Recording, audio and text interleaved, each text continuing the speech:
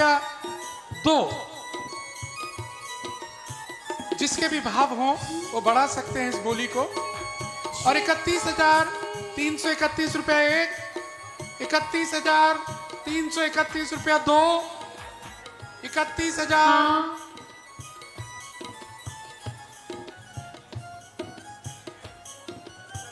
51,551 रुपया, 51,551 रुपया। जो बढ़ावे सो पावे। देखिए किसका भाग्य होता है। जो सोच रहे हैं सोच लें।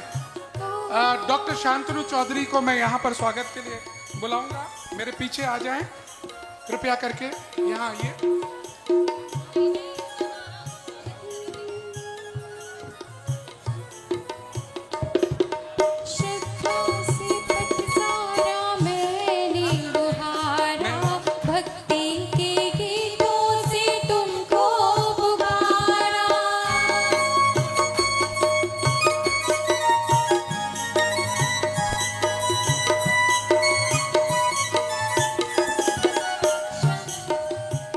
₹51,551 रुपया, 51,551 रुपये। सोच लीजिएगा, विचार कर लीजिएगा, मीटिंग कर लीजिएगा, थोड़ा सा ग्रेस बढ़ा लीजिएगा, फर्क नहीं पड़ता। जो लोग हैं मैं जानता हूँ, ले सकते हैं।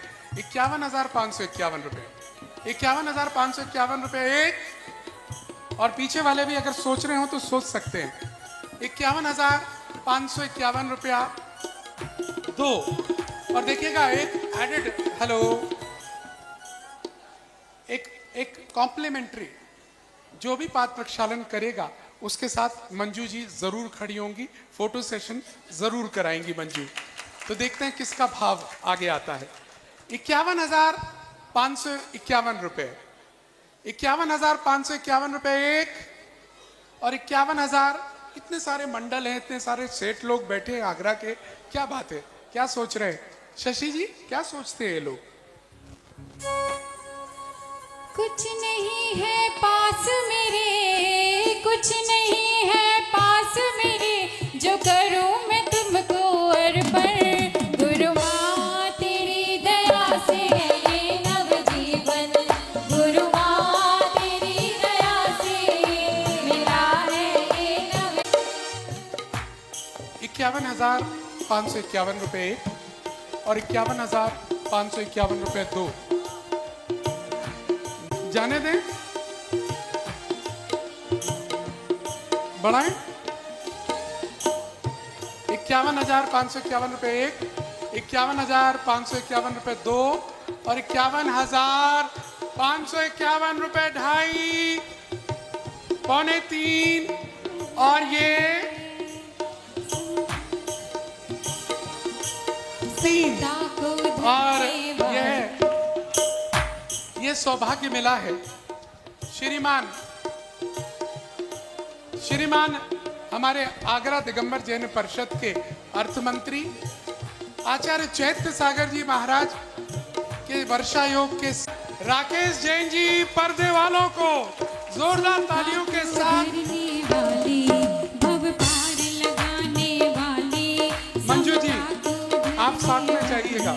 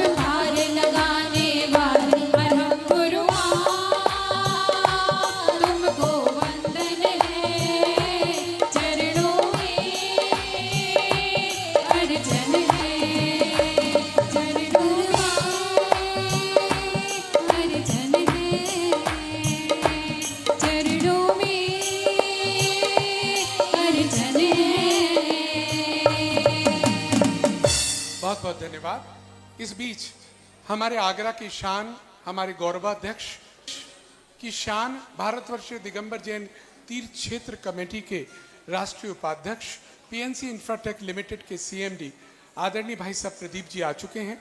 हम अनुरोध करेंगे यहाँ आकर श्रीफल अर्पण करें और जोरदार तालियों के साथ हम उनका स्वागत करना चाहेंगे। आदरणीय भाई साहब का संबल है, चाहे हम कमला नगर या पिछली बार हमने पूज्य प्रणम्य सागर जी महाराज का वर्षा योग कराया, वो सारा का सारा संबल हमें मिलता है तो आदरणीय प्रदीप जी से मिलता है। जोरदार तालियों के चाहेगा वो जिनवाणी को भेंट कर सकेगा।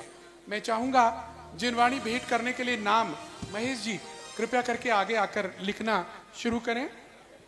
एक उषा जी का एक नाम आ चुका है, आइएगा। और कोई नाम जो भी आना चाहे 5100 रुपए ईच में आप यहाँ जिनवाणी भेंट कर सकते हैं। यहाँ से आइएगा उषा जी, मस्तक पर रखकर। और भी कोई अपने मस्तक पर रखकर जिनवाणी दान करना चाहते हैं तो हमें अपना नाम दीजिएगा, शीघ्रता कीजिएगा। 5100 रुपए की न्योछावर राशि है। मेरे प्रभु की वाणी,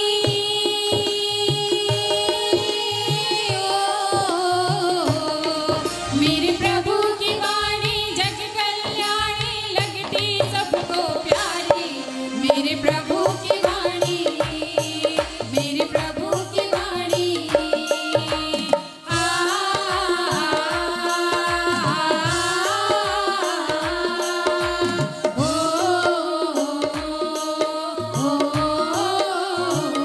और ये सौभाग्य मिला श्रीमती उषा जी मार्सन्स को, जोरदार तालियां।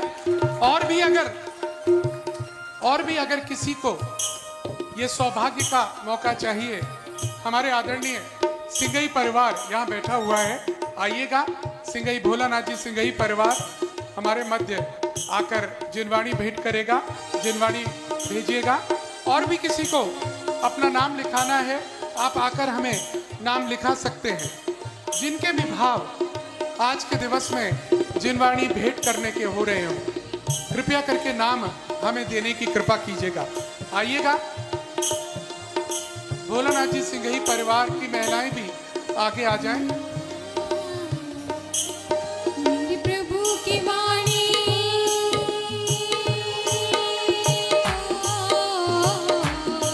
मेरे प्रभु की वाणी जग कल्याणी, लगती सबको प्यारी। मेरे प्रभु की वाणी, मेरे प्रभु की वाणी।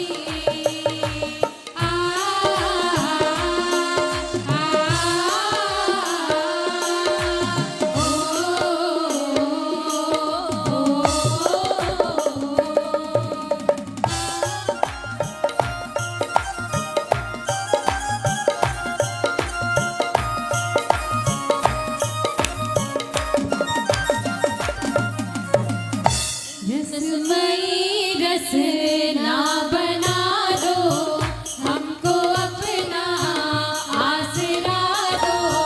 वाणी माँ जिनवाणी माँ, वाणी माँ जिनवाणी माँ, वाणी माँ जिनवाणी माँ,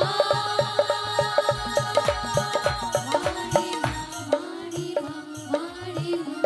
और तीसरी जिनवाणी भेंट करने का सौभाग्य मिल रहा है बीजीएस महिला विंग को। सारी में बीजीएस महिला विंग आ जाए और तीसरी जिनवाणी। और भी किसी के भाव हो, मात्र 5100 रुपए में आकर यहाँ पर जिनवाणी भेंट कर सकते।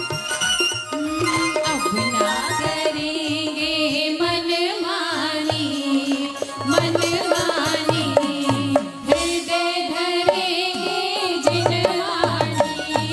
अब ना करेंगे मनमानी, मनमानी, हृदय धरेंगे जिनवाणी। वाणी माँ जिनवाणी माँ, वाणी माँ, वाणी माँ, वाणी माँ। अब ना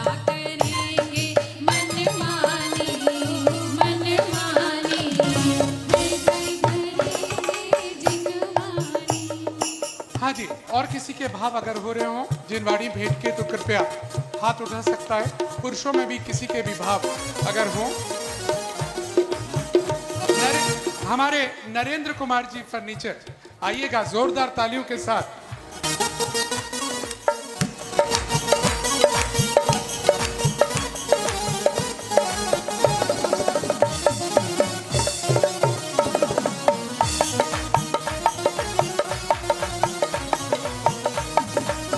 वाणी माँ जिनवाणी माँ, वाणी माँ वाणी माँ।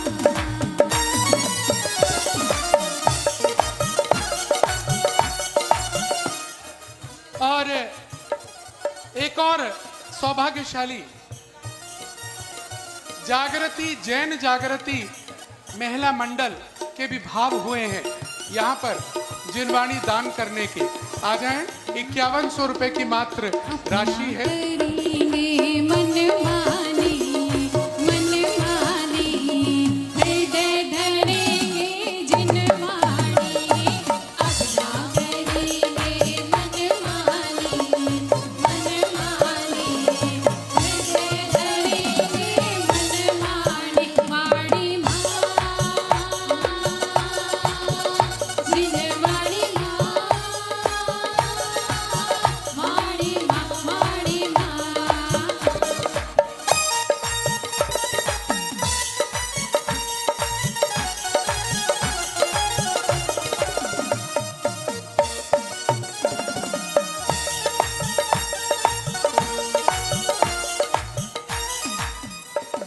और अगला सौभाग्य मिल रहा है क्षमा सागर मैत्री महिला मंडल, यहाँ पर आकर जिनवाणी दान कर रहा है। और इसके बाद श्रीमान शैलेंद्र जी जैन कमला नगर अपने परिवार के साथ आ रहे हैं।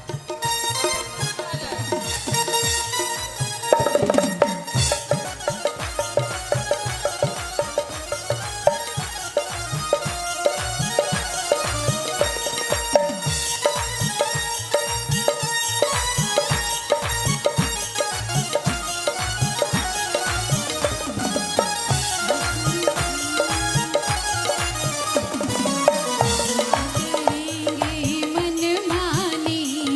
मन मानी, हृदय धरेंगे जिनवाणी। अपना करेंगे मन मानी, हृदय धरेंगे जिनवाणी। वाणी माँ जिनवाणी माँ, वाणी माँ। देखिएगा, ये क्षमा सागर मैत्री मंडल छिपी टोला है और हो सकता है कुछ दिन में इनकी लॉटरी खुलने वाली है। वो समाचार आपको मिल जाएगा क्या है इनकी लॉटरी। ये पूरी जिनवाणी दान दे रहे हैं। और हाँ, मंजू जी की तरफ से भी जिनवाणी दान। और अगली जिनवाणी दान श्रीमान शैलेंद्र जी जैन परिवार कमला नगर, आइएगा।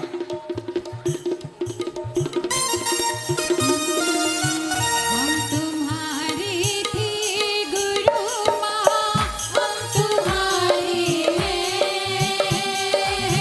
हम तुम्हारे ही रहेंगे। ओ मेरी गुरु माँ, हम जिनवाणी तुम्हारे थे गुरु माँ, हम तुम्हारे हैं, हम तुम्हारे ही रहेंगे। ओ मेरी गुरु माँ। अनिल जी पहले शैलेंद्र जी को दे दीजिए। हाँ, आइएगा। उसके बाद मुन्ना लाल जी चंद्र प्रकाश, आइएगा, नाम नोट कर लीजिएगा। और किसी के भाव हो तो शीघ्रता बोल दीजिएगा। चलिएगा, मुख्य कार्यक्रम की ओर हम बढ़ रहे हैं। आइए। दुनिया की हर माँ अपने बेटे को लोरी सुना के जलाए, लोरी गा के सुनाए। हरे ओ मेरी माँ, हरे ओ मेरी माँ। श्रीमान मुन्ना लाल जी जैन सिकंदरा।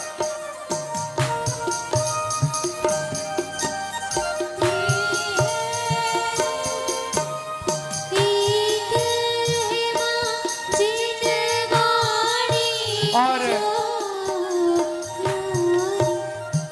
अगला हमारी संगीत कला के जो कलाकार हैं शशि जी और सभी साथी, उनके भी भाव हुए हैं 5100 रुपए की राशि में। आप लोग भी आकर यहाँ पर जिनवाणी भेंट कर रहे हैं।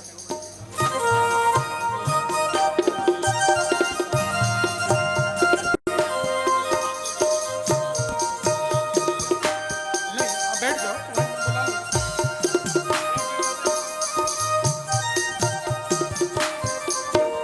जन्म दुख मिट दो, मरण दुख मिट दो, जन्म दुख मिट दो, मरण दुख मिट दो, जिनवाणी जग मैया जन्म मिट दो, जिनवाणी। ओम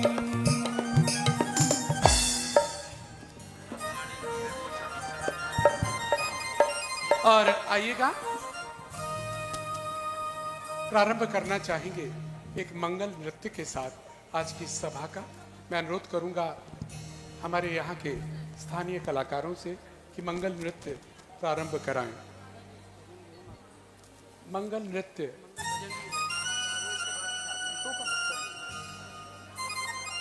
कहाँ, बच्चे नहीं है क्या? बच्चे गए क्या?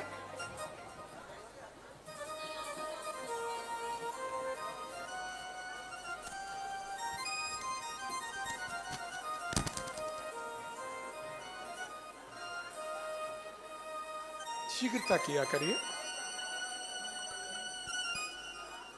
प्लीज, जल्दी करिए।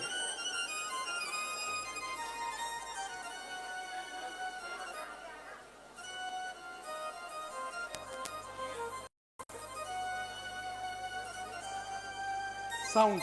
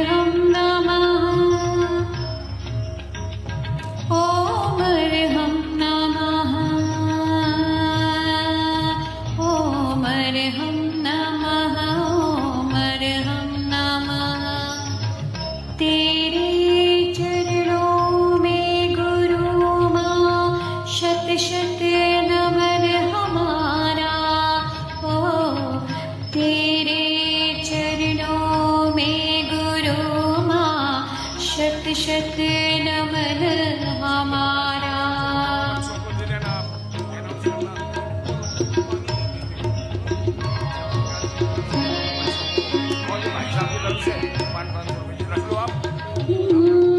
भक्तांबर का सार आपने सब जग को बतलाया।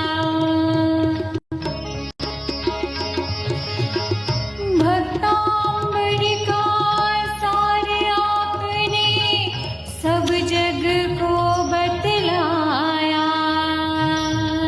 रिद्धि सिद्धि मंत्रों के द्वारा सबका कष्ट नशाया।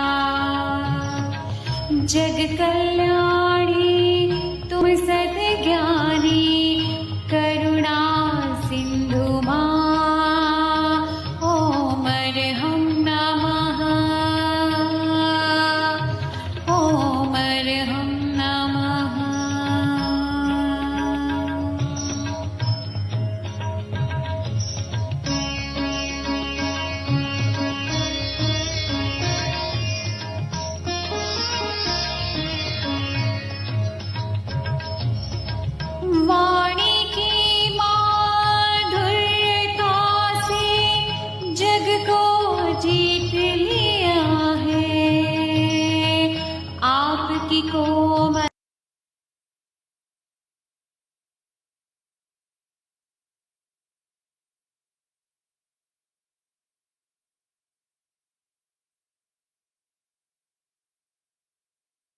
करुणा सिंधु मां ओम अर्हं नमः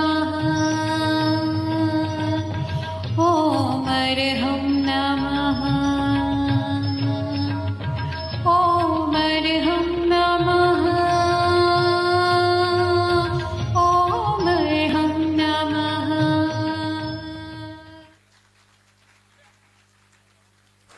हेलो, जोरदार तालियां। और इन दोनों बच्चों के लिए यहाँ पर चांदी के सिक्के चंद्र प्रकाश जी मुन्नालाल जी की तरफ से हैं और 500 रुपए आदरणीय प्रदीप भाई साहब की तरफ से हैं।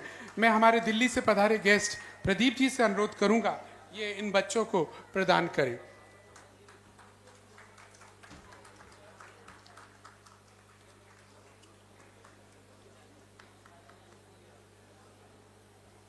बहुत बहुत धन्यवाद दोस्तों और साथियों। मुख्य विषय पर हम आ रहे हैं, भक्तांबर। जैसा हमने प्रारंभ में भूमिका में आप सबके समक्ष ये बात रखी थी, भक्तांबर एक ऐसा स्तोत्र है जिसके द्वारा सारे ताले खोले जा सकते हैं। हमें सबको कथा पता है, हम अगर पूछेंगे तो आप में से 99% लोगों को कथा पता है कि 48 ताले खोले जा सकते हैं। लेकिन जीवन के 48 दुखों के ताले भी इसी काव्यों के अंदर छुपे हुए हैं। वो काव्यों का इस्तेमाल कैसे किया जाए, क्यों किया जाए, कब किया जाए या ना किया जाए, क्या ये करना गलत है या सिर्फ देखकर दर्शन करके चला जाए, या मंत्र नहीं पढ़ा जाए केवल काव्य पढ़ा जाए। बहुत सारे प्रश्न हमारे मन में आते हैं। हमारे पैनल डिस्कशन को हम सीधे चालू कर रहे हैं। यहां पर कुछ भी लेक्चर नहीं होगा, माता जी इंक्लूड हैं उसमें। हम बातचीत करेंगे और बाद में आखिरी में समरी माता जी देंगी हर चीज की। यहां पर जो हम करने वाले हैं, हमारे साथ में पैनल डिस्कशन में है, जैसा मैं पहले बता चुका हूं, दिल्ली से पधारे हुए एस्ट्रो, भक्तांबर और वास्तु के हीलर श्रीमान प्रदीप जैन जी, दिल्ली। जोरदार तालियां। इनका अनुभव जहां वास्तु की फील्ड में बहुत बड़ा है, वहीं ज्योतिष में भी सटीक आपका समझ है। और इन दोनों के मिलन के साथ भक्तांबर थेरेपी जब कराई जाती है तो क्या होता है, हम बात करेंगे इनसे जोरदार तालियों के साथ। हमारे उस तरफ डॉक्टर मंजू जी जैन नागपुर, जिनको आप सुनने आए, बैठी हुई हैं। ये वो महिला हैं जिन्होंने, हम कहते हैं सुखी रहें सब जीव जगत में, ये हम कहते हैं, वो करती हैं। जब लोग मर रहे होते हैं, लोग कहते हैं कि कहीं कोई होप नहीं है, Manju ji please come and help me, I want to die either peacefully or not to die. Manju ji जाती हैं, हीलिंग करती हैं। नहीं जाती है तो 1000 किलोमीटर दूर से हीलिंग करती हैं। और किसके? आप ही के भक्तांबर से। ये सारी बातें उनसे करेंगे, हम नहीं करेंगे। कैसे करती हैं, क्यों करती हैं, क्या हुआ, क्या क्या उनके साथ एक्सपीरियंस हुए। और साथ में उन्होंने जो सबसे बड़ी एक्सपर्टाइज की है वो कैंसर पेशेंट्स के साथ की है। कैंसर पेशेंट्स जो लास्ट स्टेज के कैंसर पेशेंट्स होते हैं और जिनको डॉक्टर्स ये कह चुके होते हैं कि नो, अब देर आर नो चांसेस, भगवान के भजन करिए। कई बार तो ये होता है कि 3 दिन, 4 दिन, 5 दिन की समय सीमा दी जाती है। तब ये बहादुर मंजू जी उस वक्त ये कहती हैं, लेट मी ट्राई, मैं कोशिश करती हूँ, और पूरी शक्ति लगाकर हीलिंग करती हैं भक्तांबर के द्वारा। और रिजल्ट्स, जिनको कहा 3 दिन, वो 30 दिन रहे, 90 दिन रहे, 3-3 साल तक रहे। ये हीलिंग का आपका ये है। क्या ये गप मार रहे हैं हम? तो हमारे इस पैनल में देश के नामचीन oncologist, radiologist doctor Shantanu Chaudhary यहां पर हमारे बीच में पधारे हुए। इत्तेफाक से इस वक्त आगरा में हैं, लेकिन मंजू जी के साथ नागपुर में जब आप डीन थे संत टुकरो जी के, उस वक्त one of the biggest post है महाराष्ट्र की, उस पर बैठे हुए थे। तब मंजू जी के साथ ये हीलिंग प्रोसेस का काम किया था, इन्होंने देखा है। तो आज डॉक्टर शांतनु चौधरी से भी पूछेंगे क्या ये आर्ट वर्क करती है, ये भी हम पूछेंगे। और माता जी से हम सारे क्वेश्चंस पूछने को तैयार हैं आज। हम जो पीठ पीछे बात करते हैं, बहुत से कहते हैं ये सब क्या है, मिथ्यात्व है, किस चक्कर में पढ़ रहे हो, प्लीज आस्क, पूछिए ना, उत्तर मिलेगा वहां से आपको। बहुत सारे लोग पहुंचते ही ये लोगों को साहब आजकल बहलाया जा रहा है, कुछ नहीं है भाई साहब, इनमें कुछ नहीं होता, नहीं होता, होता। हमारा उत्तर माता जी देंगे, लेकिन हम चाहते हैं कि ओपन फोरम हो, प्रश्न करें, जिज्ञासा हो, छोटे बच्चे करें तो ज्यादा अच्छा है, निर्मल हृदय से पूछ लेते हैं। हम तो मायाचारी करते हैं, इनके सामने इनकी सी, उनके सामने उनकी सी। चलिएगा, हम प्रारंभ कर रहे हैं। मैं माइक इनके पास पहुंचवाना चाहता हूं, ये तीनों के पास माइक पहुंचे। उषा जी टेस्टिमोनी की तरह बैठी हैं, कुछ अभी बात आएगी जिसमें उषा जी भी बात करेंगी। हाँ, मैं बोल रहा हूं ना, टेस्टिमोनी, और मैं खुद भी हूं। चलिएगा, आप तैयार हैं? माता जी का चेक करो। और माता जी बीच में आप कभी भी टोक सकती हैं, ये थोड़ा सा डिफरेंट होगा प्रोग्राम। मैं चाहता हूं कि आप मंगलाचरण पहले शुरू कर दें, जिससे कि हमारी सभा प्रारंभ हो। ये उषा जी नहीं, माता जी का ही चलिए इस समय। माता जी सभी लोग दोनों हाथ जोड़ लेंगे।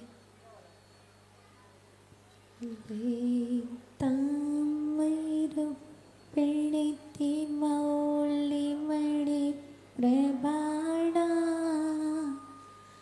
मुद्योतिकं दलिति पापितमोहितानं सम्यक् प्रणम्य जिनिपादियुगं युगादा वालम्बनं भवजले पतितां जनानाम् उद्बोधि भीषणे जलो दैरिभारि भुकिनः शोच्यं दशामुपि गता चित्ते जीविता सह त्वत्पादिपङ्कजिरजो मृत्युदिग्दिहा मर्त्या भवन्ति मकीर ध्वजतुल्यरूपाः ॐ ह्रीं हरहं नमो अक्षिणिमहानिषाणं ज्रं ज्रं नमः स्वाहा। बोलिए देवादि देवी गुज्जर प्रथम तीर्थंकरादि ब्रह्मादिनाथ भगवान की बोलिए दे परम पूजनीय आचार्य भगवान श्रीमान तुंग स्वामी जी महामुनिराज की प्रातः स्मरणीय सारस्वत कविने चकोर्ती मम शिक्षा दीक्षा दाता मम आराध्य देवाचार्य भगवान श्री विभो सागर जी गुरुदेव की जय हो, माता जी की जय।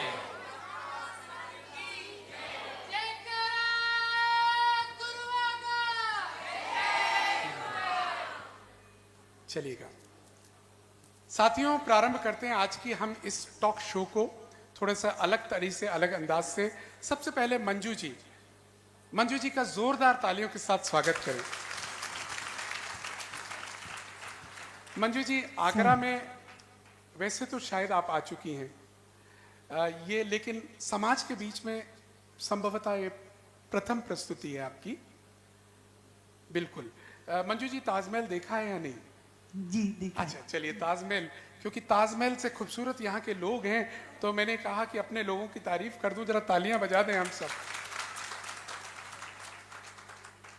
मंजू जी, जो मैं आपके बारे में पढ़ रहा था, आप सागर में जन्मी हैं, सागर की एक रिनाउंड फैमिली, आपके फादर डॉक्टर जीवन लाल जी जैन साहब, जिनको हम अखिल भारतवर्षीय दिगंबर जैन परिषद की तरफ से बहुत अच्छी तरह से जानते हैं। आगरा का उनका बहुत अच्छा रिश्ता रहा है, उनकी सुपुत्री हैं आप। और मैंने पढ़ा आप कॉन्वेंट एजुकेटेड सेंट जोसेफ था, सेंट जोसेफ में सागर में आप पढ़ी थी, और बिल्कुल मॉडर्न ख्यालात की, ऐसा कैसे हुआ कि आप धर्म की ओर अग्रसर हुई? पहला प्रश्न। एक तो मेरी दादी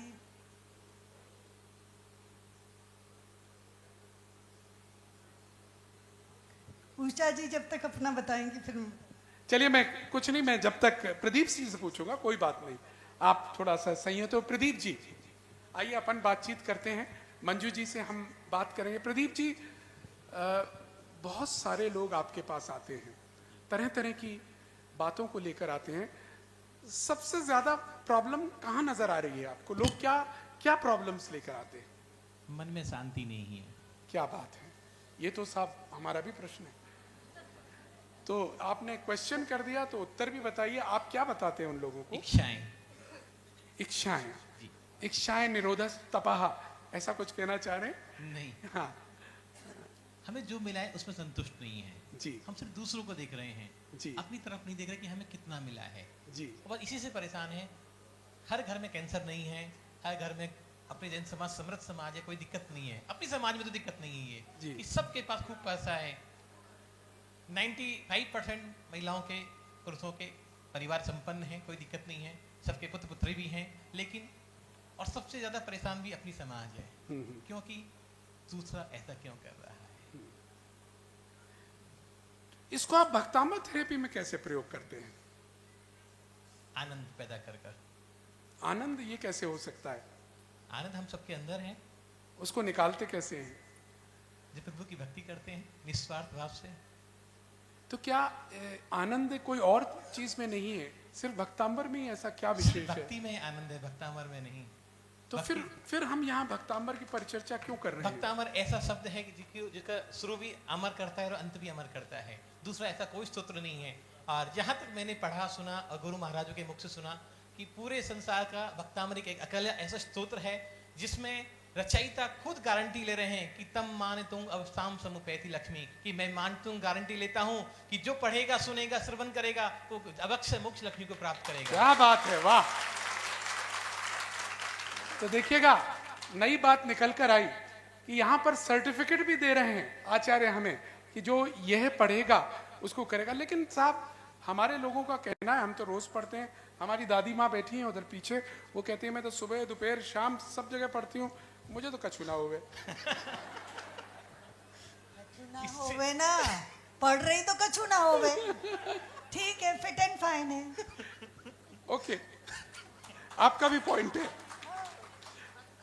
हाँ, जैसे हम पे एमपी में कहते हैं ना, जब महाराज जी का जो आहार चलाते हैं कि कछु ना है महाराज जी ले लो आए तो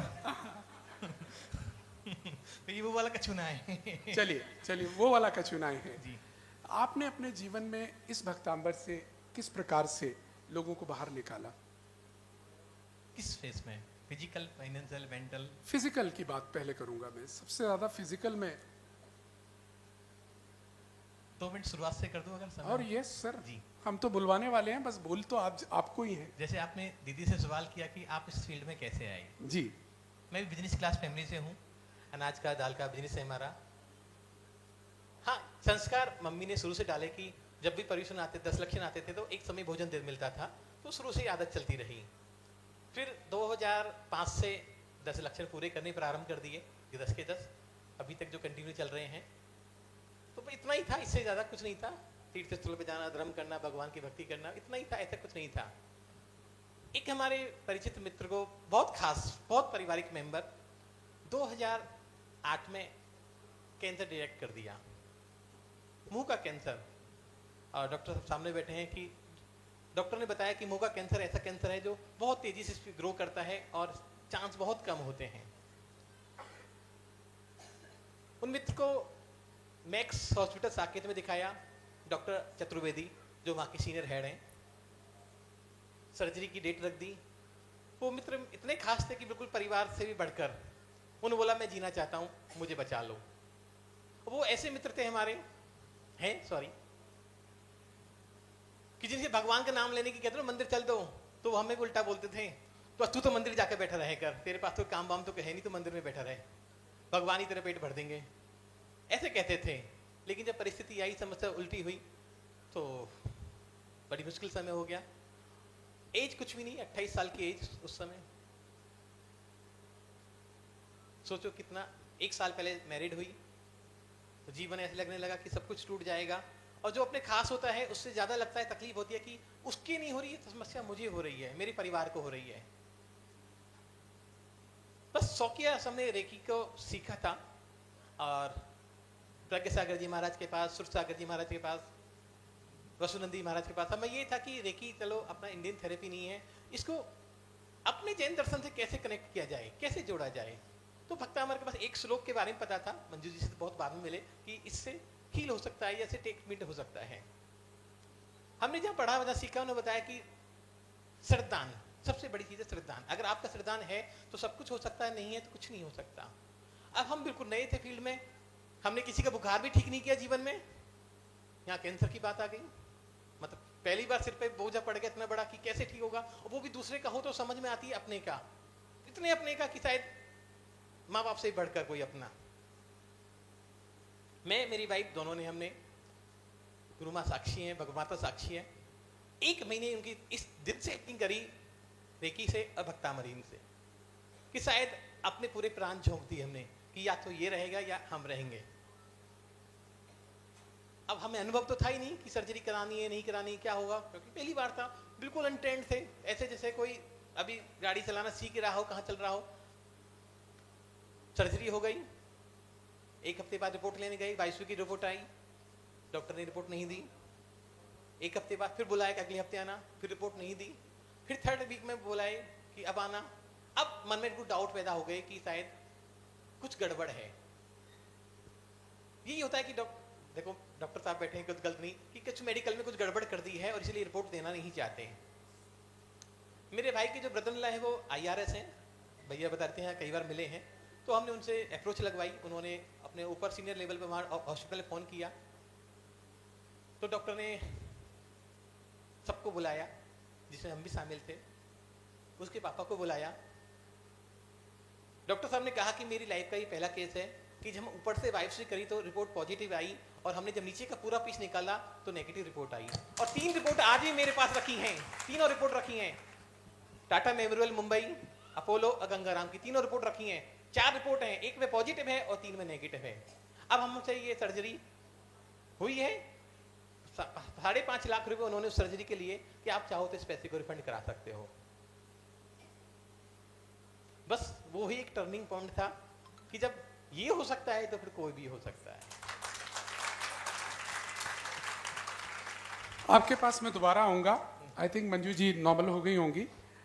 वापस चलते हैं मंजू जी, चलिए कुछ और प्रश्न पर करेंगे। मंजू जी, ये ख्याल कैसे आया, मुझे जो बताया था आपने, आपके बारे में एक बात मैं बता दूं, आप बहुत कुछ क्रिएटिव हैं। जहाँ शादी हुई है वो भी एक बहुत संपन्न परिवार है, जहाँ से आई हैं वो भी एक संपन्न परिवार है। हस्बैंड ने भी फ्रीडम दी, पिता ने भी लाड़ से पाला, और आप कुछ करना चाहती थी। आचार्य विद्यासागर आपके आइडियल हैं। आप इंग्लिश और विभिन्न विदेशी भाषाओं की जानकार हैं। आपके मन में एक भाव आया, ये भगवान समान आचार्य श्री आचार्य विद्यासागर जी, इनके ये तो जा नहीं सकते कहीं, हमारे जैन संतों के लिमिटेशंस हैं, क्यों ना मैं इनकी वाणी को दूर दूर तक पहुंचाऊं। तब इन्होंने सबसे पहला ध्येय रखा कि मुझे महाराज साहब के जो प्रवचन हैं उनको इंग्लिश में और फॉरेन लैंग्वेजेस में ट्रांसलेट करके पूरे देश विदेश भेजने हैं। और ये उसमें जुट गई और महाराज जी से उस संबंध में मिलना जुलना शुरू किया। और वहीं कहीं एक टर्निंग पॉइंट आया। वो पॉइंट क्या था कि आप इस तरफ आ गई? वो आचार्य जी के प्रवचन भी फिरोजाबाद के थे जो मैं ट्रांसलेट करी। सन 72 में उन्होंने 16 कारण भावना पे प्रवचन दिए थे, वो मैंने इंग्लिश करे और फ्रेंच। और जब वो जाती थी आचार्य जी के पास तो आचार्य जी देखते ही नहीं थे, हर बार कहते किसी इंग्लिश जानने वाले को दिखाओ, ऐसे करके, मतलब और कोई वो तो के हाँ दिखाओ क्या क्या देखे ही नहीं, हर बार घूमती रही, घूमते घूमते घूमते जब मेरी बुक निकली, ये तरुण सागर महाराज जी ने दिल्ली में, जंगल वाले बाबा ने दिल्ली में रिलीज़ करी और ज्ञानमती माता जी ने, फिर मैं उनके पास लेके गई, वो दे भी दी वहाँ 40 महाराज जी को, तो भी कोई रिस्पॉन्स नहीं। फिर एक दिन सुशीला पाटनी जी के साथ एक लड़की रहती थी अग्रवाल, वो बोली दीदी हम आपकी बुक लिए थे, तो आचार्य श्री ने कहा कि वो बुक पढ़ना बहुत अच्छी है। तो 10 साल बाद आचार्य जी की यूनिवर्सिटी में जिसको भी भर्ती होना है तो 10 साल का अगर पेशेंस है तो भर्ती हो। और क्षमा सागर महाराज जी जो यहाँ पे इतना, मुझे तो पता ही नहीं था कि क्षमा सागर महाराज जी इधर आए और मंदिर बनाया। मैं भी उनकी बहुत बड़ी भक्त, मैं उनके हर राखी पे जाती थी राखी बांधने। जब उनकी तबीयत भी खराब थी, कितने बार वो हंसी मजाक में पीछे की जगह हाथ ऐसे दिखाते थे कि बांध दो, और उनके झरझर आंसू आते थे जब बोल नहीं सकते थे। तो उनके लिए मेरी माँ 3 बार भक्तांबर पढ़ती थी, महाराज जी को नहीं पता था। 3 साल लगातार कि उनकी तबीयत ठीक हो जाए, क्षमा सागर महाराज। तो बस वो अपने आप आचार्य जी का आशीर्वाद होगा कि ये रिसर्च तुम लो, वरना कहाँ मैं फैक्ट्री जाती थी और कहाँ ये। तो बस ये रिसर्च मैंने सोचा कि मेरी माँ तो करती थी तो हर कोई ठीक हो जाता था, चलो मैं भी करके देखूं। मैंने कहा माँ तो अलग ही पवित्र सोल थी और उनकी जैसी तपस्या तो हम लोग कर भी नहीं सकते। तो मैंने कहा पहले मैं करके देखूं कि मेरे से होता है कि नहीं। अगर मेरे से होगा तो मैं इनको प्रूव करके दूंगी। तो मैं पेलिएटिव केयर स्नेहांचल में गई, जो समाधि मरण सेंटर था, और एक मेरे को पारसी लड़की मिल गई थी। तो उससे मैंने कहा मेरी एक रिसर्च है, मैं आपके उधर ले लूँ? बोले ले लो। तो जिन पेशेंट को आपने कह दिया कि अब ठीक नहीं हो सकते, उनके ऊपर मेरा रिसर्च था। वो संत तुकडोजी जो सबसे बड़ा कैंसर का हॉस्पिटल है, उससे जो पेशेंट जब कीमो रेडिएशन के बाद वहाँ जाते स्नेहांचल, तो उनका कहना था, जो जिमी राणा जिन्होंने स्टार्ट किया था, वो पारसी दिनछो ग्रुप आइसक्रीम के, उनकी बहन की भी डेथ कैंसर से हुई थी, ब्रेस्ट कैंसर से। तो उन्होंने, उसका मोटो ही था कि we can not cure you, हम आपको ठीक नहीं कर सकते but we can take care of you. तो एक समाधि मरण सेंटर जैसे, और उन्होंने मुझसे बोला कि मैडम हम आपको डिस्करेज नहीं कर रहे, आप पॉजिटिव रहो, पर हम एज डॉक्टर आपको बता दे रहे कि ये पेशेंट की आयु सिर्फ आधा घंटा है, और बाकी भी जो 2 पेशेंट थे, और सर को पता है कि वहाँ स्नेहांचल में सिर्फ 2-3 दिन को ही रहता था, मैक्सिमम 1 सप्ताह।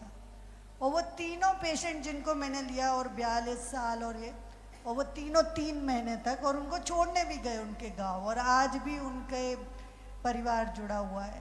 तो ऐसे वो कॉन्फिडेंस आ गया। और फिर सेंट्रल कैंसर इंस्टीट्यूट, फिर medical college, dental medical college, ऐसे करते करते, और फिर मैंने क्या किया कि यहाँ तो सब डॉक्टर देखते थे, हाँ कर देते थे, सब कुछ लिख के दे देते थे, फिर भी उतने खुल के लिख के नहीं दे पाते थे। तो मैंने फिर है ना अमेरिका को लिखना चालू किया। मेरे को किसी ने कहा कि यूनाइटेड नेशन से पेटेंट ले लो, तो मैंने उनको लिखना चालू किया अपनी रिसर्च करते करते। तो उन्होंने मुझे, एज मेरा पेपर एक्सेप्ट हो गया, और मुझे वॉशिंगटन डीसी में 1000 डॉक्टर के सामने भक्तांबर एज प्लेयर, फिर वहाँ हो गया। अब मैं चाहूँगी कि डॉक्टर साहब कुछ बताएंगे।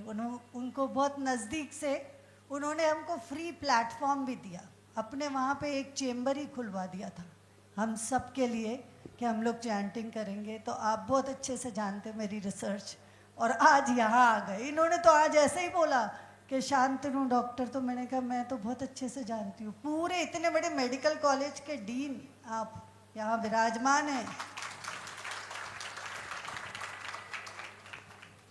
बहुत बहुत स्वागत doctor Shantanu Chaudhary, and over to you straight away. पहले तो आप सबको नमस्कार, और माता जी के लिए मेरा श्रद्धा अर्पण। मंजू जी को आप लोगों ने सुना है। एक्चुअली मैं 40 साल पहले जब टाटा मेमोरियल हॉस्पिटल में काम किया करता था, तब मन कुछ अलग था। समय के साथ साथ आदमी बदलता है। आज 40 साल हो चुका है। उसके बाद बीच में जब नागपुर रहा, तब जिनके नाम आपने सुने, जिमी राणा जी, उनके साथ मैं फाउंडर पेट्रन होके एक स्नेहांचल पैलिएटिव केयर सेंटर बनाए। और ये शायद इंडिया में दूसरा या तीसरा ही होगा, तब आज करीब 20-25 साल हो चुका है उस स्नेहांचल का। उसका मेन मकसद ये था कि जो पेशेंट्स को हम ठीक नहीं कर सकते हैं, आप लोग शायद जान के बहुत दुखी होंगे, ऐसे पेशेंट्स भी होंगे जिनको घर वाले छोड़ के चले जाते थे, लेने के लिए भी नहीं आते थे। तो वैसे पेशेंट्स को हम स्नेहांचल में रखते थे, उनकी पेन किलर्स यूज करते थे, छोटे मोटे, कोई कैंसर की ट्रीटमेंट और नहीं देते थे उस समय पे। उस समय पे मैं एक जब विजिटिंग प्रोफेसर था यूनिवर्सिटी ऑफ मिशिगन में, एक बार उधर गया था, तो उधर स्पिरिचुअलिटी या स्पिरिचुअल ट्रीटमेंट ये चीज को बहुत अहमियत देते थे, जो हमारे देश में हजारों साल पहले था, बीच में चला गया था संपूर्ण रूप से। शायद हम धर्म से थोड़ा दूर चले गए थे, अभी धीरे धीरे आ रहे हैं हम, जैसे इधर बैठे हम सब माता जी के पैर के पास। तो तभी हमको भगवान ही शायद मंजू जी को भेज दिए हमारे पास। तो ऐसे पेशेंट्स जो खाली मन से दुखी नहीं है, शारीरिक रूप से भी दुखी हैं, और शायद उनको पता भी नहीं और कितना दिन वो रहेंगे पृथ्वी में।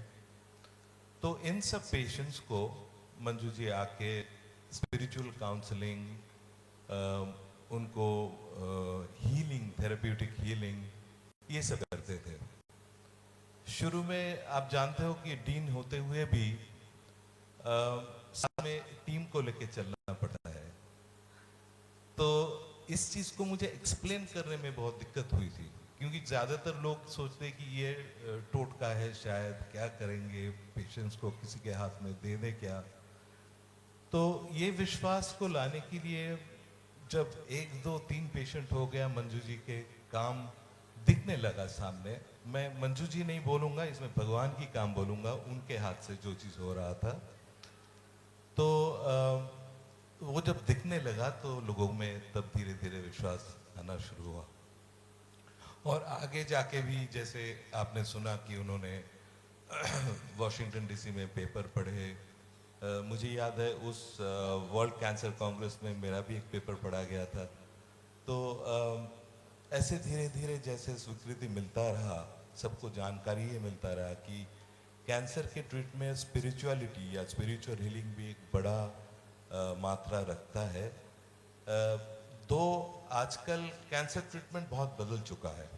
जैसे अर्ली डायग्नोसिस हो तो कैंसर क्योरेबल या ट्रीटेबल है। लोगों का पहले जो डर था कि बायोप्सी करने से कैंसर फैल जाता है, ये एक भ्रामक धारणा है। आजकल नए उपाय से हम बायोप्सी कर सकते हैं जिससे वो ना हो। और ट्रीटमेंट में भी जैसे कीमोथेरेपी वगैरह पहले होता रहता था, आजकल टारगेटेड ट्रीटमेंट, जेनेटिक थेरेपी, ये सब चीज़ों का बहुत नया, या इम्यूनोथेरेपी, ये सब चीज़ों का बहुत यूज़ हो रहा है। तो कैंसर ट्रीटमेंट में भी आमूल एक परिवर्तन आ चुका है। और इसके साथ हम जब हमारे देश में ही ये जुड़ा हुआ है, धर्म, भगवान के तरफ प्रति विश्वास, और ये स्पिरिचुअल जो नॉलेज हमारे धर्म ग्रंथ में है, ये चीज़ हम जब यूज़ करना शुरू किए, मंजू जी जैसे लोग जब इन चीज़ों को पेशेंट पे यूज़ करना शुरू किए, तो हमें टोटल रिजल्ट जो मिला वो बहुत ही आश्चर्यजनक है। और बहुत ही मैं बोलूँगा कि आप में से जो भी कोई किसी के रिलेटिव हो, कोई फ्रेंड हो, जैसे इनके भी जो काम इन्होंने बताए, तो ये चीज़ को हम इतना दिन से ख्याल ही नहीं किए थे। आजकल इसका बहुत यूज़ हो रहा है देश में, विदेश में, और परिचय भी मिल रहा है। मैं धन्यवाद करता हूँ ऐसे लोगों को, मंजू जी को, इनको, जो ये काम में लगे हैं और अपने जीवन को खपा दिए हैं। धन्यवाद।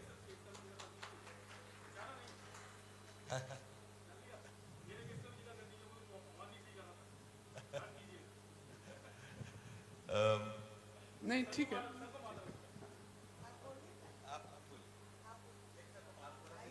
नहीं ठीक है, ठीक है, ठीक है, वो फिर फ्लो से चला जाएगा। आइए। भाई साहब के भी पेशेंट्स जो हैं, या बहुत से ऐसे पेशेंट्स, जैसे मैं नागपुर छोड़ के जब इधर आ गया पीसी कैंसर इंस्टीट्यूट में, तो मंजू जी से फ़ोन पे भी बहुत पेशेंट्स को हम लोगों ने कांटेक्ट करवाया है, और वो घर बैठे दूर से उनकी ये चीज़ का हेल्प लिया है।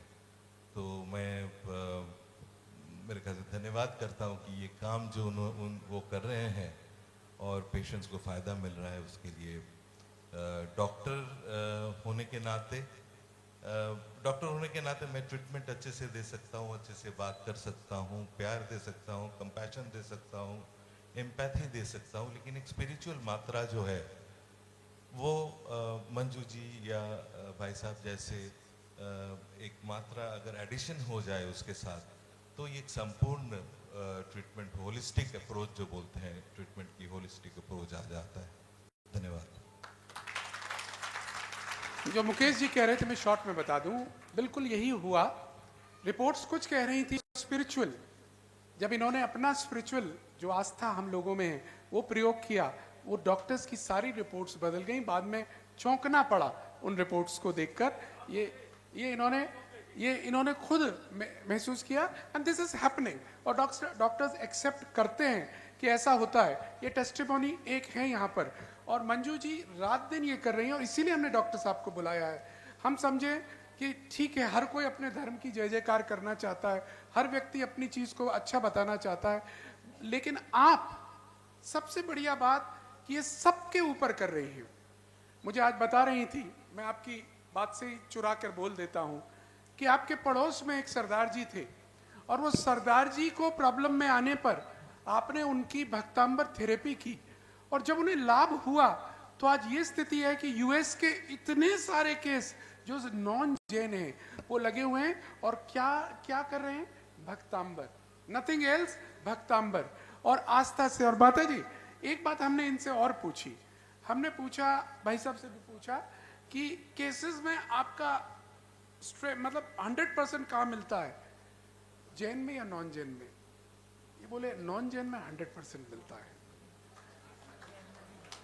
ये है ना जैन इतना अच्छा। नहीं, वो भी मैं बताऊंगा दीदी, मैं बता रहा हूँ। व्हाट आई वांट टू से, हम लोग ये इफ्स और बट्स हमने अपने को पंतों में बांट लिया है, हमने अपने कोई आस्थाओं में बांट लिया है। यहाँ तक कि उच्चारण में भी वो मंत्र नहीं बोलना वो 20 पंक्तियों का है, वो मत बोलना वो 13 पंक्तियों का है। उस तीसरे आदमी को इससे कोई मतलब नहीं है। वो उच्चारण करता है, पूरा करता है, विधि के साथ करता है, विश्वास के साथ करता है। मेरे दोस्तों, ये समय आ गया है जागने का, और ऐसे संत हमें जगाने आ रहे हैं। अपने पंतवाद को अपने घर में रखो, आगम को समझो, आगम को समझ के उसके अनुसार कार्य करो। बात चल रही है केसेस की, मैं आपके पास आऊंगा, लेकिन उससे पहले ये भक्तांबर डिवाइन श्राइन की बात चल रही है आजकल बहुत जोर से। मैं आपके इंस्टा को भी देख रहा था, मैंने देखा नागपुर में भी कुछ हुआ है इस पर, सागर में भी बात चल रही है। ये भक्तांबर डिवाइन श्राइन क्या है, इससे क्या होगा इसको बनाने से? ये भक्तांबर के 48 डोम है, जो भक्तांबर का विलय है। पहले में 8, फिर 24, फिर 16 और फिर 24, तो ऐसे 48 डोम। ये एक रिसर्च लैब होगा जिसमें लोग आएंगे, बैठेंगे एक एक डोम में, वो करेंगे 21 दिन साधना, और उनके हर कार्य पूर्ण हो जाएंगे। मैं आप को एक छोटा सा ध्यान कराती हूँ, जो सिर्फ आपको वो डोम में लेके जाऊंगी, और आपको एक एक डोम में जाना है। और अभी ये डोम बनी नहीं है, अभी सिर्फ आर्किटेक्ट ने बनाई है, और 2 साल से लोग इस पे जापे कर रहे हैं। उषा जी ने भी जाप करी होगी कितनी। और जो भी जन जाप करता है, और वो मेरे जो मेडिटेशन में जाता है, पहली डोम से दूसरी डोम, तीसरी, ऐसे उसके हर मनोकामना पूर्ण हो जाती है, उसके हर रोग शोक सब। अभी वर्चुअल, अभी खड़ी नहीं हुई है, जिस दिन खड़ी होगी तो बात अलग होगी, पर अकेले इंडिया में नहीं, पूरे अमेरिका में सब ये भक्तांबर डिवाइन श्राइन का एक यात्रा करते हैं, जो आपके एक एक श्लोक जो इम्पोर्टेंट श्लोकास हैं उनमें मैं आपको लेके चलती हूँ और आप सब देखेंगे कि आपको क्या मिलेगा। अभी दुबई में, आबू धाबी में एक रूपाली जी 28वें श्लोक पे पीएचडी कर रही है।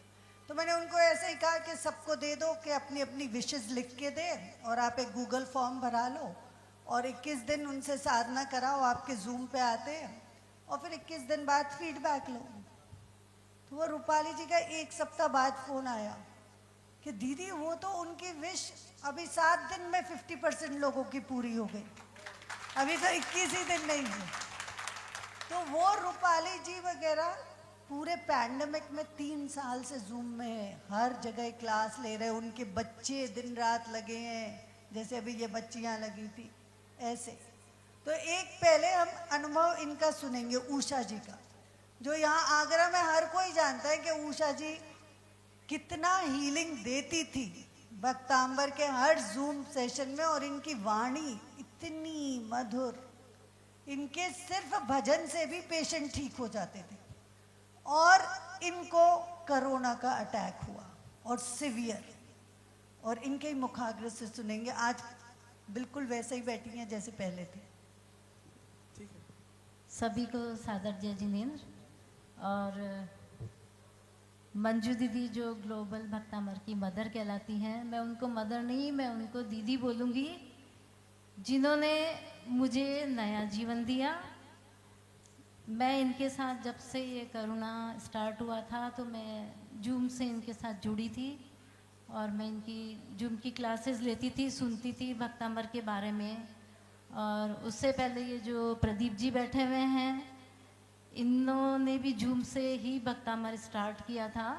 तो मैं इन शुरुआत में मैंने, जब मेरे को बोलना भी प्रोनाउंसिएशन सही नहीं आता था, तब मैंने आपकी क्लासेस से सीखा था। आपने रेकी और सब कुछ आप देते हैं। तो क्या हुआ कि जब मैं जूम में जुड़ी थी मंजू दीदी से, तो मैं भक्तामर के मतलब यहाँ ही से बैठ के हीलिंग देती थी कई लोगों को। तो सबसे पहले मेरे जब फर्स्ट वेव आई थी तो मेरे भाई को कोरोना हो गया था और इतना सीवियर हो गया था कि मैं बता नहीं सकती। तो मैं तो उनको हीलिंग देती थी, लेकिन मैंने मंजू जी से रिक्वेस्ट करी और एक दिन मैंने देखा कि मंजू दीदी उनके पलंग के पास खड़ी हो रही हैं और मेरे को कह रही है तुम चिंता मत करो, ये ठीक हो जाएंगे, ठीक हो जाएंगे। तो मैंने देखा कि वो दूसरे दिन से पता लगा उनकी रिपोर्ट सही थी। तो मुझे क्या पता था कि उनको देखते देखते मेरे भी सेकेंड वेव में मुझे भी बहुत सीवियर कोरोना हो गया था और मैं 20 दिन हॉस्पिटलाइज रही थी। तो उस वक्त मेरे घर वालों ने सबने मिलके भक्तामर का किया। मंजू दीदी को जब पता चला तो इन्होंने अपनी हीलिंग दी मुझे और उस हीलिंग से मुझे इतना आराम हुआ कि मैं वेंटिलेटर पे जाती जाती मैं बच गई। और मैं मतलब इनका किस तरह से शुक्रिया करना तो मेरे लिए बहुत वो होगा। मैं जितना भी बोलूँ इनके लिए उतना कम है और मैं हमेशा इनकी ऋणी रहूँगी। मैं आज तक भी इनसे जुड़ी हुई हूँ और आखिरी तक जुड़ी रहूँगी। और बस मैं इनके बारे में और क्या बोलूँ, ये तो इतनी महान है, इतनी अच्छी है कि ये सारे महाराज जी वगैरह को पैदल लेके जाना, आहार कराना, माता जी को हीलिंग देना, महाराज जी को जहाँ इनको पता चले जाए कि भाई यहाँ महाराज जी की बीमार है या मेरी ज़रूरत है, तो ये फ़ौरन वहाँ पहुँच जाती है, किसी को भेजती हैं, पहुँचती है। और मतलब इतनी करुणामयी है कि ये चाहती है कि मैं सबकी सुखी कर दूं संसार में। बस मैं इससे ज़्यादा और क्या कहूँ। धन्यवाद। उषा जी, अभी बात अधूरी रह गई। उन्होंने कहा था बड़ी मीठी गाती हैं, तो एक मुखड़ा तो गा दीजिएगा, बात पूरी करिएगा।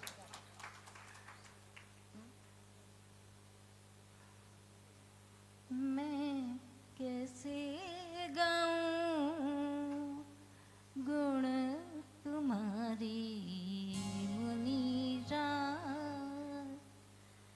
मैं कैसे गाऊं गुण तुम्हारे मुनीराज, मैं कैसे गाऊं गुण तुम्हारे मुनीराज।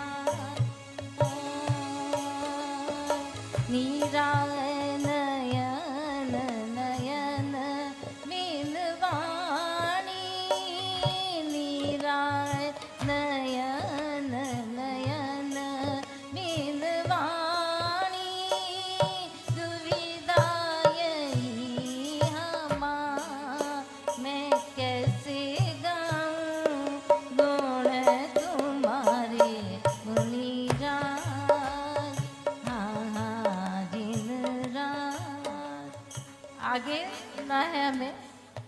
धन्यवाद। Thank you so much. मैं बुलाना चाहूँगी ममता जी को।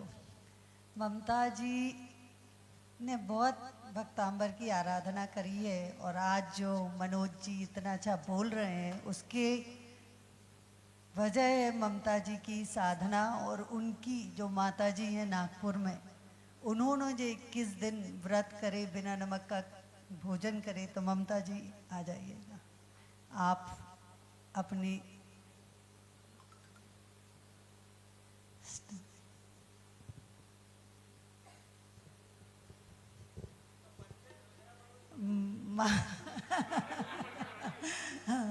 इनसे ही लो यार। ममता जी मनोज जी की धर्मपत्नी है और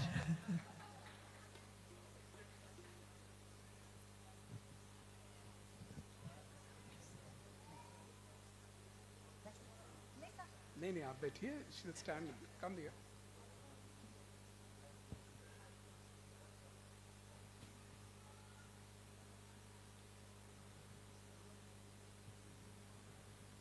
जय जिनेन्द्र सभी को।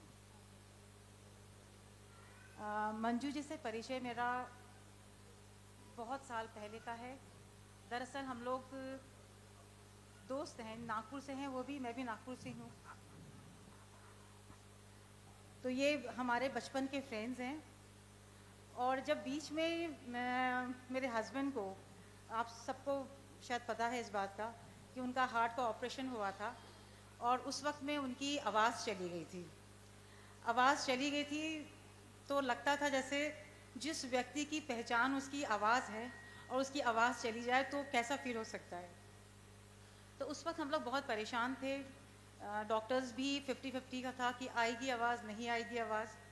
तो उस वक्त में मंजू का मुझे ध्यान आया बिल्कुल कि ये हीलिंग करती हैं। तो इधर तो हमने मतलब मंजू ने खुद ने हीलिंग दी इनको, फिर मैंने खुद ने भक्तामर का उसका 45वां पाठ किया, काव्य किया था। और मेरी मम्मी ने जो किया था दरअसल वो जो जिस तरह से बताती हैं ये उसको पूरा फॉलो किया, नमक छोड़कर। शायद 9 दिन या 21 दिन मम्मी ने किया था, ये 21 दिन किया था। और वो सुबह जो ब्रह्म मुहूर्त में जो माता जी बता रही हैं इन दिनों में कि ये किस तरह से रिद्धि सिद्धि का वो करना चाहिए। और बस ये समझिए कि लास्ट था मंजू की हीलिंग और इन्होंने जिस दिन बोला है उसके चौथे दिन या 5वें दिन में ही इनकी आवाज़ वापस आ गई थी।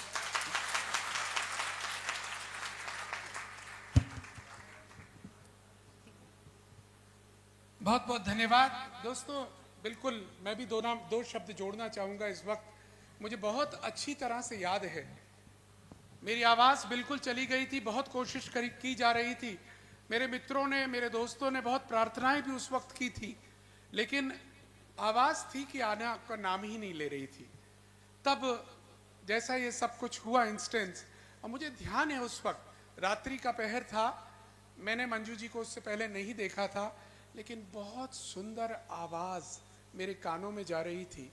और श्लोक, रिद्धि मंत्र, सिद्धि मंत्र, इनको रटे हुए हैं। श्लोक, रिद्धि मंत्र, सिद्धि मंत्र, श्लोक, और ये लगभग 48 मिनट तक प्रोसेस चला।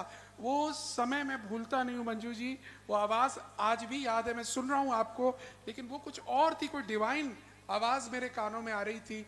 नेक्स्ट डे मॉर्निंग मेरे मुख से एक आवाज़ निकली, वो ओम। मैं इससे पहले ओम भी नहीं बोल पा रहा था। और वो 5 दिन में इसके बाद आवाज़ अपने आप खुलती गई और आवाज़ आ गई। This is a fact. 45वें काव्य का अपने ऊपर हमने देखा है। इतना महत्वपूर्ण भक्तांबर हमारे पास ग्रंथ, एक मंत्र है, स्तोत्र है, उसका प्रयोग नहीं करा है। और बस आज यही जस्ट है, माता जी ने हम सबको आज इसीलिए बुलाया है, यही बताने के लिए बुलाया है कि इस भक्तांबर की महिमा को पहचानिए। आपके पास एक अनादि निधि है, उस निधि को प्रयोग कीजिए। हम आपको सुखी देखना चाहते हैं। आप कुछ भी, आप हमारे पास आते हैं या ना आते हैं, आप हमें नमोस्तु करते हैं, वंदामी करते हैं या ना करते हैं, आप हमारे लिए पीठ मोड़ लेते हैं या झुक झुक के प्रणाम करते हैं, माता जी कहती हैं हम चाहते हैं कि आप सब सुखी रहें। इसीलिए आज आप सबको यहाँ बुलाया है कि आप सब सुखी रहें। एक मास हीलिंग हाँ जी। छोटी सी हम करेंगे, उसके बाद ओवर टू माता जी। सारा जिस्ट माता जी वो बताएगी। दिखा सकते क्या? डोम दिखा सकते? हाँ, मैं एक सेकंड पूछता हूँ अंकेश भैया। देखिए मनोज जी और ममता जी ग्वालियर में 1300 जोड़ों का भक्तांबर विधान कराया था मुनि विहसंत सागर जी ने। तब आप आगरा से चल के आए थे वहाँ पे अपना स्टोरी शेयर करने को पूरे स्टेज पे, और वो गोपाचल पर्वत पर था, और वहाँ पर आप हमें इतना आश्चर्य लगा था कि आगरा से ग्वालियर तक सिर्फ स्टोरी शेयर करने आए, कितनी बड़ी बात। तो चलते हैं, आपको वो डोम के बारे में मैंने बताया है, एक छोटा सा ध्यान मास हीलिंग।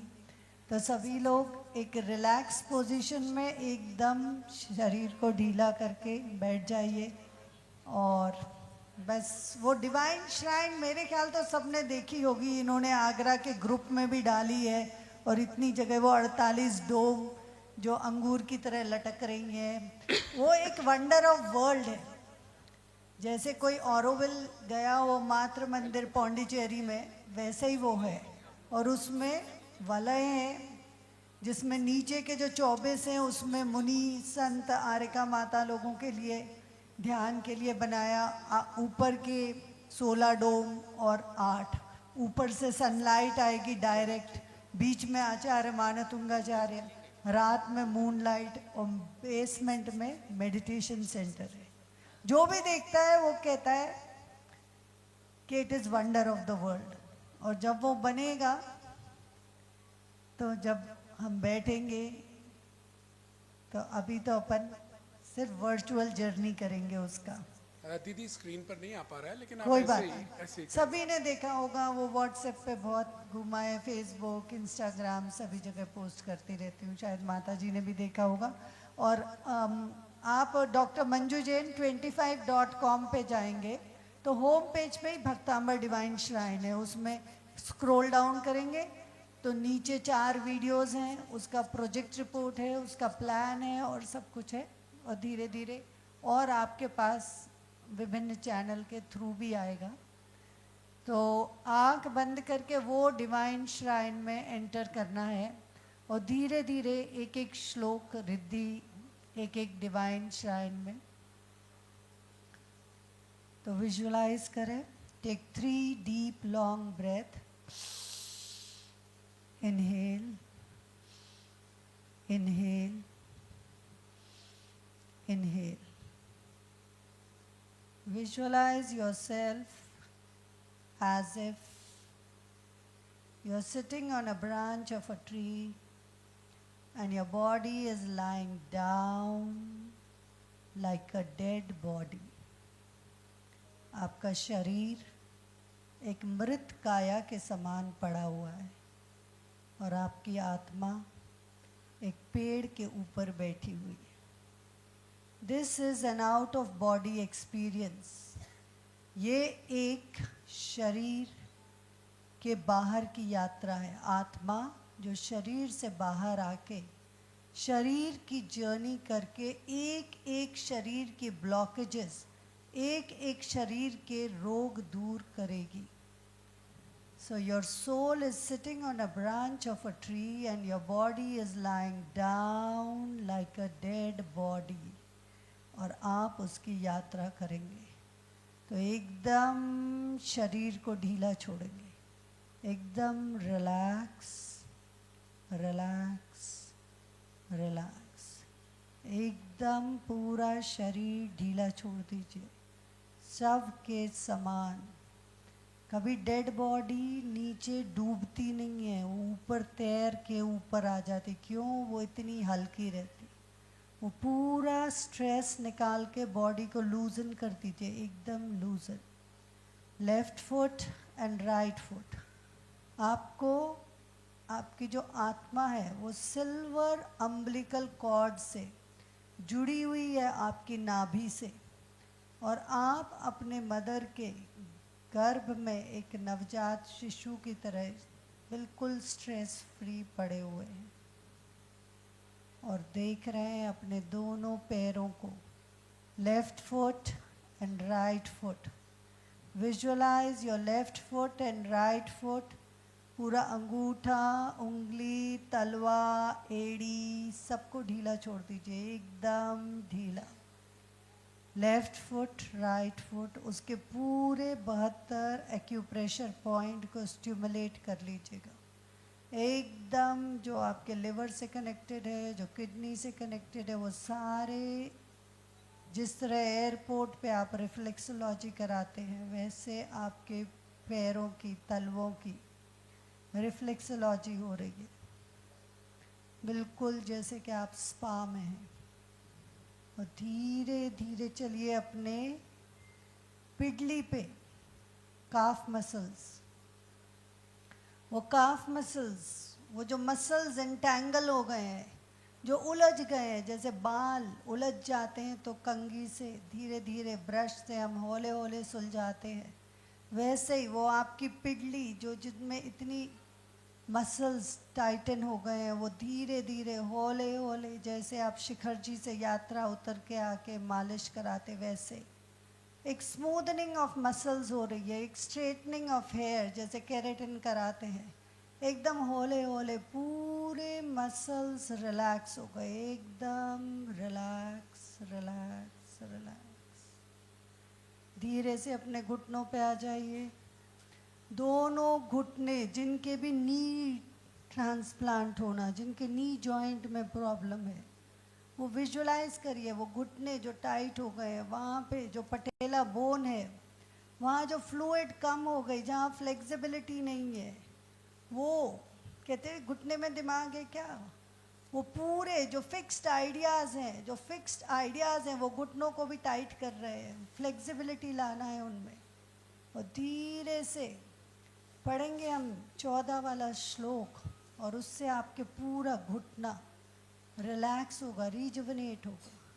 संपूर्ण मंडल शशांक कला कलाप, शुभ्रागुणास्त्रिभुवन तव लङ्घयन्ति, येषांश्रितस्त्रिजगदीश्वर नाथमेकं, कस्तानि वारयति चरतो यथेष्टम्। और ये श्लोक से धीरे धीरे आपके घुटने एकदम ढीले होके, कोई सर्जरी की ज़रूरत नहीं, बस फिजियोथेरेपी और 14 श्लोक। धीरे से चलेंगे हम अपने जंघा पर, वो जांग जिसमें सबसे बड़ी बोन बॉडी की है। इमेजिन करो इतना बड़ा शरीर 2 पैरों पे कैसे खड़ा है, वो उनको रिलैक्स करिए, वो मसल्स को धीरे धीरे हौले हौले। और धीरे से आ जाइए अपने हिप जॉइंट पे और उसको खोलिए, बंद करिए, बिल्कुल जैसे दरवाज़ा खुलता है बंद होता, जैसे हिंजेस दरवाजे के। वो हिप जॉइंट, किसी व्यक्ति का वो हिप जॉइंट टूट गया, डॉक्टर मारवा देख रहे और वो 6 महीने लेटे रहे, 72 साल के, और उनका वो जुड़ गया अपने आप लेटे लेटे। इमेजिन करो कि वो शक्ति कितनी, वो 12 साल से फल पे। तो ऐसे ही धीरे से चलिएगा हिप जॉइंट से पीछे की तरह, पीठ पे बिल्कुल tail bone. Monkeys have tail and human beings have tail bone. जो हमारी रीढ़ की हड्डी की सबसे निचला पोर्शन, उसको विजुलाइज करो, मन की आंखों से देखो, वो नीचे tip of the tail bone, रीढ़ की हड्डी का सबसे निचला पोर्शन जिस पे हम बैठे हैं, और विजुलाइज करो a golden ray of sunlight penetrating your tailbone and rising up one by one, each vertebra in a spiral sweep. एक सूर्य की सुनहरी किरण जो आपके रीढ़ की हड्डी के सबसे निचले पोर्शन से ऊपर जा रही है, ऐसे स्पाइरल घूमते हुए, और धीरे धीरे एक एक आपकी वर्टिब्रा, एक एक डिस्क से 32-33 वर्टिब्रा से ऊपर जा रही, ऊपर की तरह। और उससे जितने मसल्स, जितने नर्व्स जा रहे हैं आपके फोर लिम्ब में, आपके पैरों में, वो पूरे रीजुवनेट हो रहे हैं, रिवाइटलाइज हो रहे हैं। पूरे रिफ्लेक्सेस जो गवर्नड है, जो ब्रेन तक मैसेज जाती नहीं है, अपने आप आंख बंद हो जाती, कोई हवा आए, अपने आप ब्लिंकिंग ऑफ आईज होता, वो रिफ्लेक्सेस जो इनवॉल्यूंटरी मसल्स गवर्न करते, छींक आना, ये यौन आना, जमाई आना, ये सब इनवॉल्यूंटरी मसल्स। तो विजुअलाइज करिएगा वो golden ray of sunlight penetrate कर रही है और आपके पूरे रीढ़ की हड्डी से जो कितने हजारों लाखों मसल्स गए, नर्व एंडिंग्स, उन सबको विजुअलाइज करिए। उद्भूत भीषण दरबार भोगना, सोच्यां दशामुपगता शतजीविताशा, त्वत्पादपङ्कज अमृतदग्धदेहा, मर्त्या भवन्ति मकर ध्वजतुल्यरूपा। ये रिफ्लेक्सेस इतने स्ट्रांग होते जाएंगे कि आप बुनाई भी करते जाओगे, बातें भी करते जाओगे और बुन लोगे। आप पूरे गाड़ी चला रहे, ब्रेक लगा रहे, गाने भी सुन रहे, देख रहे, तो वो स्पाइनल कॉर्ड से गवर्न होते, ब्रेन तक मैसेज जाता ही नहीं है, स्पाइनल कॉर्ड खुद डिसीजन ले लेता। तो चलते हैं अब ऊपर गर्दन की तरफ, जो सर्वाइकल रीजन है। सबसे ज़्यादा स्ट्रेस ये टी जोन में, शोल्डर में, यहाँ झुके झुके गर्दन में, कोई कॉलर पहनना है, कोई वो, तो रिलैक्स करेंगे, विजुअलाइज करेंगे कि वो golden ray of sunlight penetrate कर रही है आपके सर्वाइकल रीजन से होते हुए। वर्टिब्रास देखिएगा जो सर्वाइकल की है, C9, C8, C7, C6, C5, C4, C3, C2 and 1। और वो golden ray of sunlight cervical region गर्दन से होते हुए, पूरे स्ट्रेस निकालते हुए, पूरे टेंशन्स निकालते हुए आपके स्कल पे आ गई, back of the head, skull, जहाँ पंडित लोग चोटी बांधते, वहाँ एक क्लॉकवाइज ऐसे गोल घूम रहा है वो पूरा चक्र। देखते ना, पुत्र होगा कि पुत्री होगा, भौरा है कि क्या, ऐसे क्लॉकवाइज मूव करेगी वो गोल्डन रे ऑफ सनलाइट। एक सूर्य की सुनहरी किरण जो यहाँ पे मेडुला एब्लोंगटा है, जो लॉन्ग टर्म मेमोरी स्टोरेज का है, जो ब्रेन का पोर्शन, वहाँ 5000 ईयर्स के मेमोरी स्टोर्ड है, 5000 जन्मों के। कभी मृत्यु अग्नि से हुई, तो कभी पानी से हुई, तो कभी एक्सीडेंट से हुई, वो सारे फियर बैठे हुए, उन सारे फियर को भगाना है। माता द्रिपेंद्र मृगराज दवान संग्राम वारिधि महोदर बंधुनोत्तम, तस्याशु नाशमुपयाति भयं एवा, यथा सरे भवति पांडुपलाशकल्पम। और हमने सारे अनप्लेजेंट मेमोरीज को डिलीट कर दिया, ट्रैश में डाल दिया, और धीरे से आ जाइए अपने ब्रेन के ऊपर। ब्रेन जो अखरोट के आकार का है, विजुअलाइज करिए, बिल्कुल लेफ्ट हेमिस्फीयर जो राइट साइड के बॉडी को गवर्न करता, और राइट हेमिस्फीयर जो लेफ्ट साइड के बॉडी को गवर्न करता। और विजुअलाइज करिए जो ब्रेन का सेलुलर स्ट्रक्चर है, जो ऊपर में वाइट मैटर है और नीचे सतह में ग्रे मैटर है। बिल्कुल जो चेतन मन है, जो अभी हमारा दिमाग जो चल रहा है वो सिर्फ 10% है, टिप ऑफ द